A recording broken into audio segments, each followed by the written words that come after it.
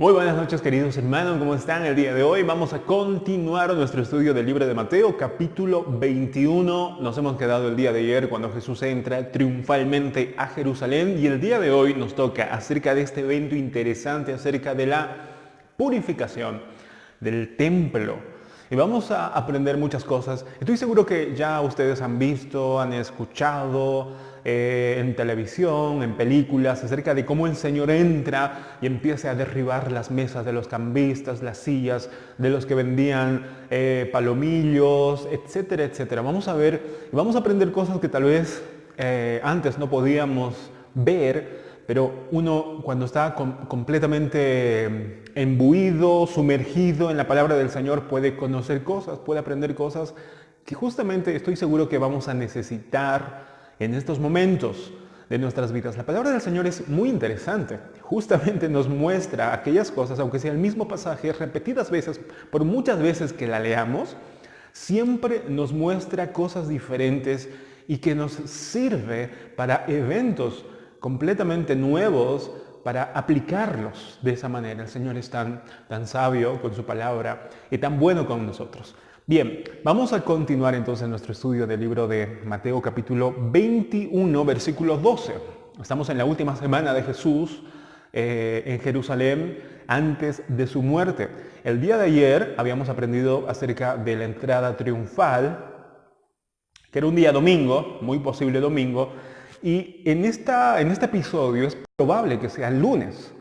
Dice el versículo 12, y entró Jesús en el templo de Dios y echó fuera a todos, no a algunos, a todos, los que vendían y compraban en el templo, y volcó las mesas de los cambistas y las sillas de los que vendían palomas, y les dijo, miren lo que les dijo, escrito está, mi casa de oración será llamada, mas vosotros la habéis hecho cueva de ladrones.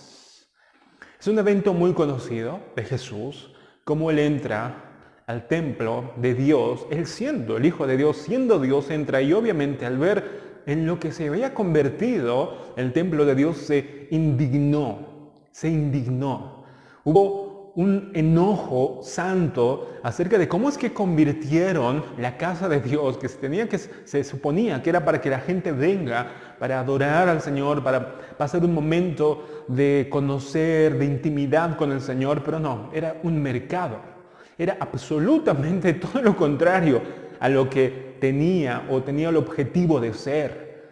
Había cambistas, había vendedores y había en el templo tres lugares en el templo de Jerusalén, y como era la época de la Pascua, obviamente, todos los judíos una vez al año tenían que venir en esa época para poder presentar sus sacrificios, para poder pasar la Pascua en Jerusalén, pero también para poder pagar los impuestos. ¿Se acuerdan que Jesús pagó los impuestos estando en Galilea él y pagó los impuestos del templo? Bueno, había mucha gente que también tenía la opción de poder pagar directamente en Jerusalén. Bueno, había un montón de personas, había muchos peregrinos, de manera que había mucha afluencia y mucho comercio y mucha gente aprovechaba para poder vender, para poder comerciar. Había tres lugares en el templo. Había el lugar del atrio de los gentiles, era el primer lugar de entrada al templo. Luego estaba el atrio de donde podían reunirse, ya no los gentiles, sino la parte donde podían estar los israelitas y las mujeres, también judías. Y otra parte que era más especial, donde solamente podían entrar los sacerdotes y donde se hacían los diferentes sacrificios. En la parte primera de los gentiles, donde podían entrar absolutamente todos y venir de todos los lugares, había un mercado. Pero no se había hecho para que sea un mercado prácticamente, sino para que venga la gente de otros lugares, incluso gentiles que no fueran judíos, para poder adorar y buscar y conocer al Dios de Israel. Pero la gente, ahora vamos a ver qué gente.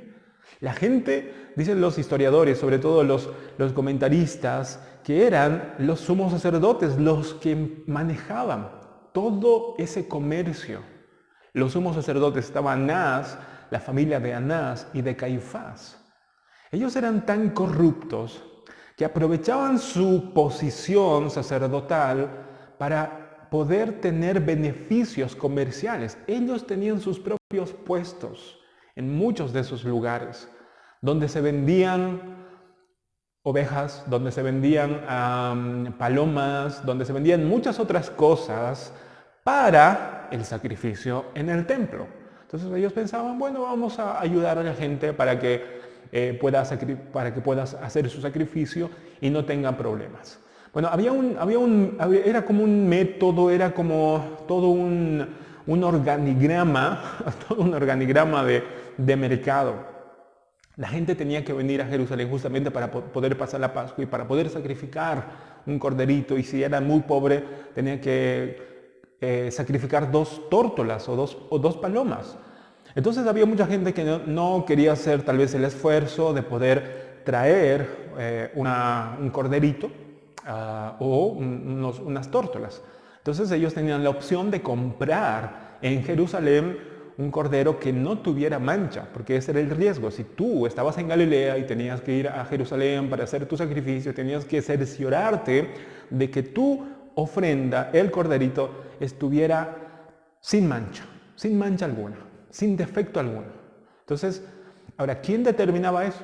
Bueno, en el templo había unos como que vigiladores, unos que verificaban si el corderito que trajiste estaba apto para el sacrificio.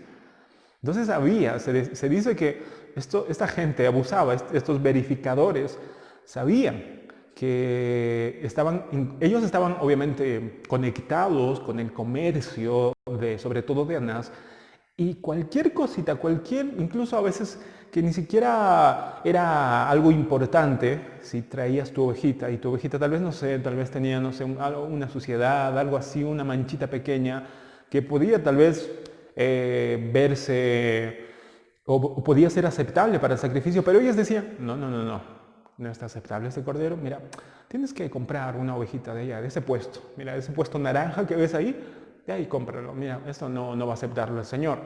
Entonces mucha gente tenía que obligadamente ir a comprar a uno de esos puestos, y curiosamente esos puestos eran los puestos justamente de Anás, de Caifás, de los sumos sacerdotes.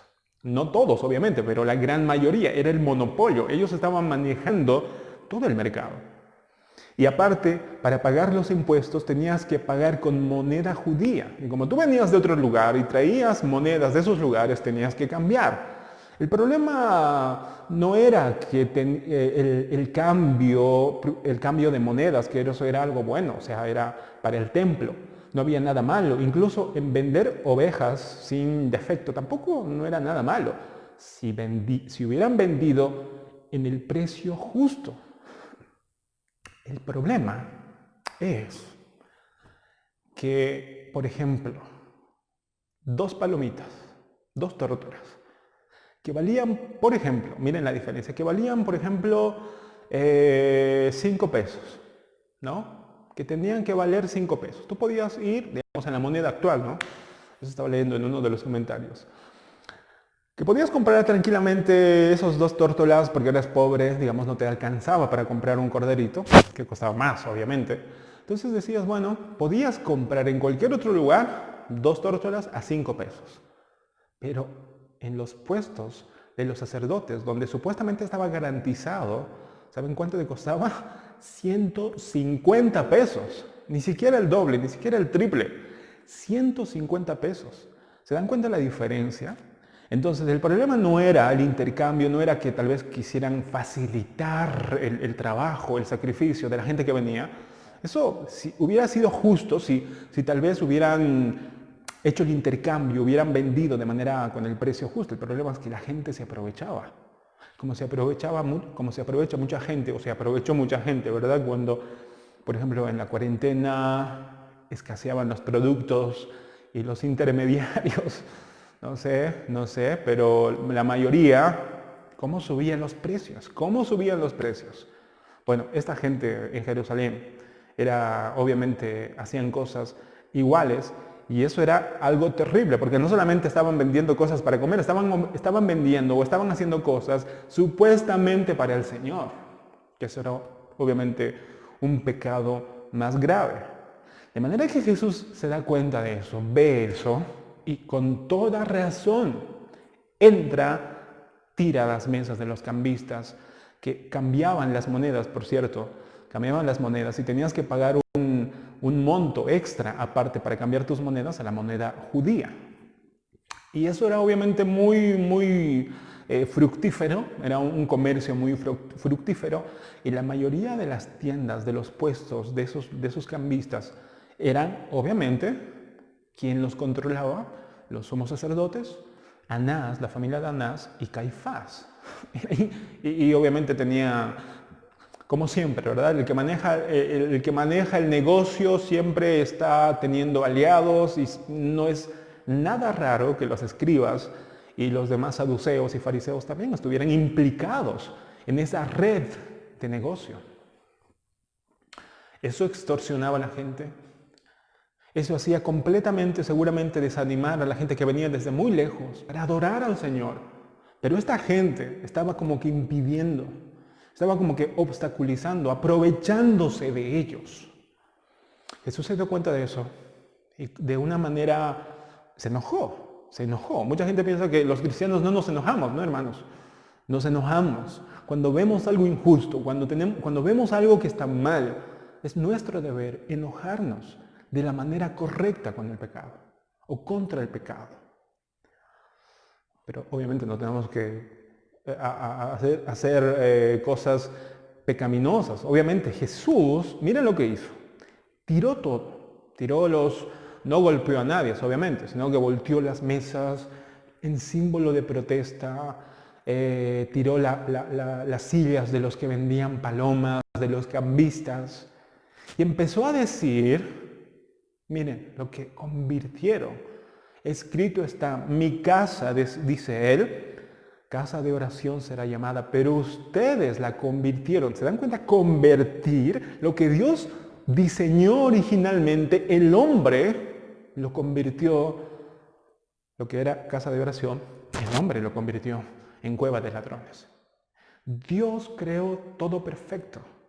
El problema somos nosotros, que con nuestro pecado empezamos a convertir todo lo que Dios creó perfectamente, lo empezamos a pervertir. Lo empezamos a convertir en todo lo contrario. Así hacemos con el matrimonio. Por ejemplo, en el matrimonio o con las relaciones sexuales, Dios inventó las relaciones sexuales, pero nosotros, por nuestro pecado, lo convertimos en algo pecaminoso, en adulterio, en fornicación. Lo mismo en todas las cosas que Dios ha creado, lo ha creado perfectamente, pero nosotros en nuestro pecado, con nuestro pecado, lo empezamos a convertir, lo empezamos a degradar para que haga una cosa completamente contraria para lo que fue creado. Jesús vino y dijo, mi casa será llamada casa de oración. Miren en lo que ustedes lo han convertido. Miren. Nadie se atrevió a decirle nada. Hasta un poquito más después. ¿Por qué? Porque había mucha gente que lo apoyaba. Todo el mundo. Era muy popular Jesús. Y ya no estaba como para decir Jesús ahí, ya no digan que yo soy el Hijo de Dios, porque se acuerdan que al principio Jesús como que guardaba un poquito su identidad, pero ahora no. Ahora se está mostrando tal cual es. Está mostrando su indignidad, mejor dicho, esta indignación, su enojo por lo que habían convertido las personas. Bueno, Jesús empezó a purificar, empezó a limpiar. Eso es algo que tenemos que aprender a hacer también nosotros, hermanos. No estoy diciendo que tengamos que ir a tirar todas las cosas en las iglesias. No. Yo me refiero a que tenemos que entender de que en nuestras vidas, lo que Dios nos ha dado, por ejemplo, este cuerpo que Dios nos ha dado, nosotros podemos tener la tendencia a convertirlo en algo contrario a lo que el Señor lo ha creado, para lo que el Señor lo ha creado. Todas las cosas que Dios ha creado, el enemigo es tan astuto, tan cruel, que lo pervierte. Dios creó el matrimonio, el enemigo vino y lo pervirtió, destruyó el matrimonio. Dios creó tantas cosas perfectas. Por eso en Génesis dice, todo lo que Dios hizo fue bueno, es bueno, y Dios se alegró. Pero nosotros, el pecado siempre daña, lo que Dios creó siempre lo degrada. Eso sucede en nuestra sociedad, está sucediendo en nuestra sociedad. porque ha sucedido en nosotros, primeramente. Versículo 14 dice, y vinieron a él en el templo ciegos y cojos, y los sanó. Estaba, obviamente, Jesús seguramente estaba en un estado como que, no sé si eufórico, pero estaba indignado. Hace momentos atrás, había tirado todo, la mesa de los cambistas y todo lo demás. Y de repente vienen ciegos y cojos. Y Jesús tiene compasión de ellos. No les dice, miren, acabo de tener un momento difícil, así que vuelvan mañana, no estoy de humor para tratarlos o para sanarlos. No. El Señor en la casa de oración vino a hacer algo que siempre hace, y es restaurar, es sanar. La compasión del Señor siempre está ahí. No puede separarse el enojo, que es correcto, un enojo correcto contra el pecado, con la compasión. Cuando uno se enoja contra el pecado y de verdad es algo correcto, siempre va a estar ahí la compasión. Tampoco va a ser algo que te va a hacer pecar. Siempre va a estar ahí. Luego seguramente cuando uno está enojado siempre vas a buscar no dañar a la otra persona, sino restaurar. Cuando uno corrige algo, a veces duele la corrección, pero siempre el Hijo de Dios va a tratar de que esa corrección no sea para mal, sino para bien, para que esa persona se dé cuenta de la situación en la que está viviendo y para que se restaure. Cuando Jesús estaba ahí, los sanó, a los cojos y a los ciegos los sanó. Miren lo que dice después, dice versículo 15, pero los principales sacerdotes y escribas aquí empezaron a aparecer, viendo las maravillas que hacía. Y a los muchachos, es decir, a los niños, aclamando en el templo diciendo, Hosana al Hijo de David. Niños, muchachos, gritando, Hosana al Hijo de David. Bueno, los fariseos y escribas se indignaron, dice el texto. Y le dijeron a Jesús, ¿oyes lo que estos dicen? Y Jesús les dijo, sí, ¿acaso nunca leísteis? De la boca de los niños y de los que maman, perfeccionaste la alabanza. Eso es un salmo que cantamos, es una canción, el Salmos 8. De la boca de los niños y de los que maman, perfeccionaste la alabanza. Versículo 17, y dejándolos, salió fuera de la ciudad a Betania y posó allí. Por si acaso, Betania era una ciudad donde Jesús tenía buenos amigos. Ahí estaba Lázaro, ahí estaba María, ahí estaba Marta también.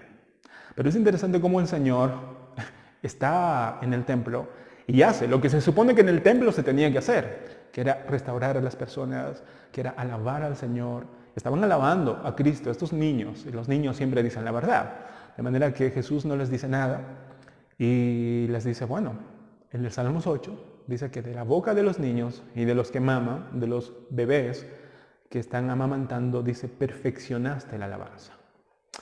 Es algo increíble este pasaje porque nos va a enseñar por lo menos dos cosas. Yo estaba meditando y decía, y como que Dios te muestra esas cosas que de verdad antes, aún leyendo el mismo pasaje, no lo podías ver de esa manera. Pero yo quisiera compartir dos cosas que el Señor ha estado mostrándome en algún sentido. Y creo que es importante. En primer lugar, solo, hermanos míos, la presencia de Cristo, de nuestro Señor, puede echar de nosotros y también de nuestras iglesias aquellos pecados que ni nosotros ni nadie se anima a tocarlos.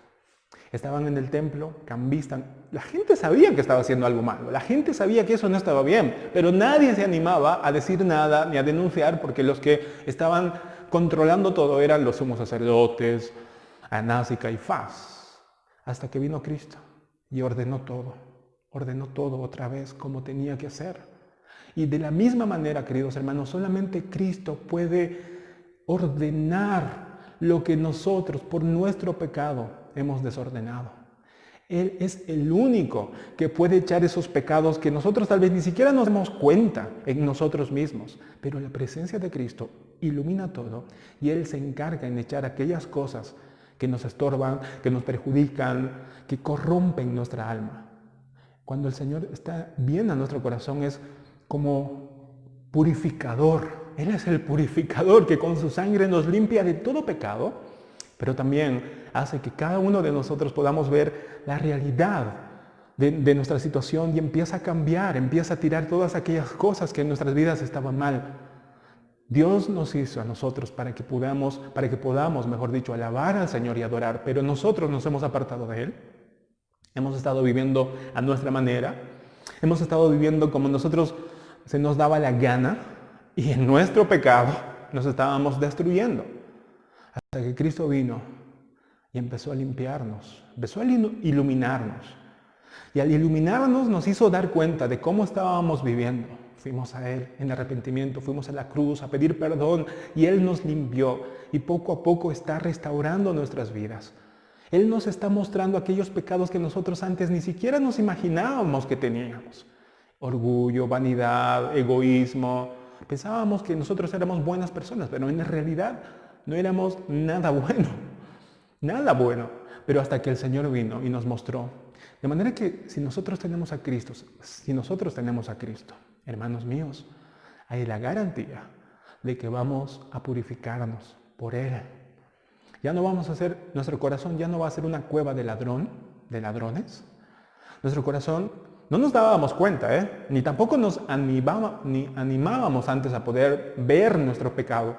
Y tampoco la gente se daba cuenta porque estaba ciega. Pero hasta que vino Cristo y nos mostró cómo vivíamos.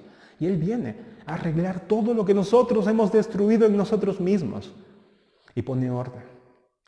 Y de la misma manera como ha hecho en nuestros corazones, también lo va a hacer en nuestras casas, en nuestro hogar. Tal vez lo que nosotros hemos destruido, el Señor va a empezar a restaurar. Y también como hace en la familia, lo va a hacer en la iglesia.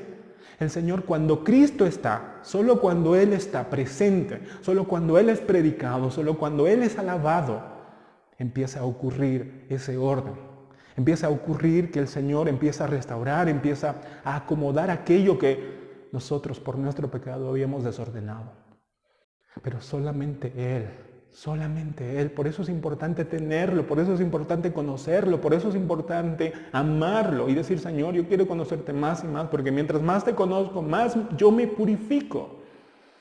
Mientras más te conozco, más te amo y más te sigo, Señor, no sé, todo se está acomodando. Me daba cuenta que estaba viviendo completamente desordenado en las tinieblas. Pero ahora mira, Señor, cómo todo se ha acomodado. Y eso va a ocurrir también en la iglesia. Pero si sacamos a Cristo de la iglesia, de nuestras familias y de nosotros, es decir, si nosotros ya nos olvidamos del Señor, otra vez el desorden, otra vez vendrán Anás y Caifás en un sentido, para otra vez corromper, hacer una cueva de ladrones en nuestro corazón, en nuestras casas y en nuestras iglesias. Por eso Cristo es importante, hermanos. Número dos, cuando Cristo está presente en un corazón y en una iglesia, no solamente hay pureza y santidad, sino también que hay restauración y alabanza. ¿Se acuerdan cuando Cristo volteó las mesas, tiró las sillas de los que vendían palomas, ordenó todo como debería ser? Después de que ordenó todo, después de que todo ya estaba claro y ordenado, purificado en algún sentido, purificado de esas cosas mercantiles que se habían convertido en cueva de ladrones, como Jesús decía, el templo de Dios. Después de que Jesús haya purificado, después vinieron los ciegos y cojos y ¿qué hizo Jesús? Los sanó. Y es una manera de mostrarnos, hermanos, que cuando hay pureza, cuando hay santidad, cuando hay orden en nuestras vidas, cuando el Señor acomoda todo como tiene que acomodar, cuando los pecados, ya no tenemos pecados no confesados, no es que nunca vamos a pecar, vamos a pecar. Pero cuando ya nosotros cada vez que pecamos vamos a Cristo a la cruz y lo confesamos, cuando ya estamos viviendo de esa manera, de la manera más santa posible, la santificación es un proceso, pero vamos creciendo. Empezamos a ver orden, empezamos a ver pureza, pero a consecuencia de eso también vamos a poder disfrutar y experimentar la restauración. Tal vez antes algunas relaciones estaban rotas, con familiares, amigos, hermanos, van a volverse a restaurar. Tus ojos empezarán a ser abiertos. Tal vez estabas cojo en algo en tu vida, el Señor empezará a restaurar eso.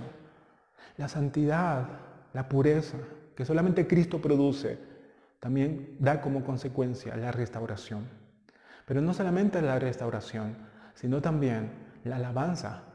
Estos niños cantaban y decían, Hosana. Hosana hemos aprendido que significa salve, salva ahora, por favor. Había alabanza que obviamente los fariseos y escribas estaban indignados porque solamente se tenía que alabar a Dios. Y como los fariseos y escribas no creían que Jesús era Dios, entonces para ellos era como blasfemia. Pero Jesús les permite, no les calla, no les impide a esos niños porque estos niños estaban alabando al Hijo de Dios. De manera que cuando hay pureza, de manera que cuando hay santidad, no solamente hay restauración, sino también hay gozo, hay alabanza. ¿Se dan cuenta cómo el Señor trabaja en nuestras vidas y también en la iglesia, en nuestras familias?